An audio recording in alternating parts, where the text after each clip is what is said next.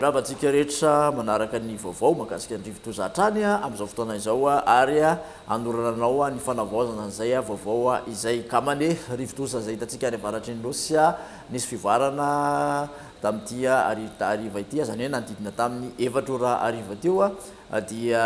nikisaka ny anatsimo andrefana moa ity rivotoza ity tamin'ny hafainganam-pandeha 9 kilometatra isan'ora Ambakirano distriktan'ny Ambilobeno nisy nifohibeny tamin'izay 2 ora ariva izay makasika ny heriny kosa na hoe tanjany dia nahitana fianana misongadina izay heriny izay ny rivotra miaraka aminy zany dia 90 kilometatra isan'ora raha tokony tafiotra kosa dia 520 amin'ny 100 kilometatra isan'ora. Zay ny makasika ny tanjaka nyity rivotoza ity ny tombatomana antsika raha makasika ny tombatomana dia mianatsimo hatrany somary atsimo andrefana hatrany izy ary raha ny vinavinantsika dia hoan'ny rapisitolakandro ny ivoaka an-dranomasina somary nakaritsika kely amin'iny farany atsimon'ny Cap Masoala iny zany no ivoahany an-dranomasina ary dia tsy miala fa dia voakasiky ny rotsakorambe zay mihoatra ny 100 mm hatrany ireo faritra voakasiky nyity rivotoza ity ho an'ny anio ka hatramin'ny Rapitso zany hoe ny faritra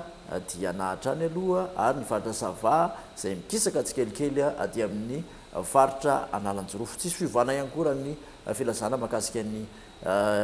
loza satria dia tsy mikisaka tsy moramora moa ity rivotoza ity noho izany dia mbola mijanona filazana loza mitatao miloko mena hatrany aloha ny faritra Diana sy ny faritra Sava raha filazana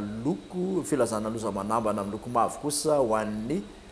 Ambatsoa sy Analanjirofo. Zay ny makasika ny filazana loza ny ranomasina moa dia tsara hatrany mampatsiahy antsika fa tsy tsara ny mampiasa ny ranomasina ho amin'ny avaratsinanana iny mazava ho azy ary ny morotsiraka atsinanana manontolo vokatry ny varatra azy. Zay ny vaovao dia manasanao ho amin'ny manaraka indray.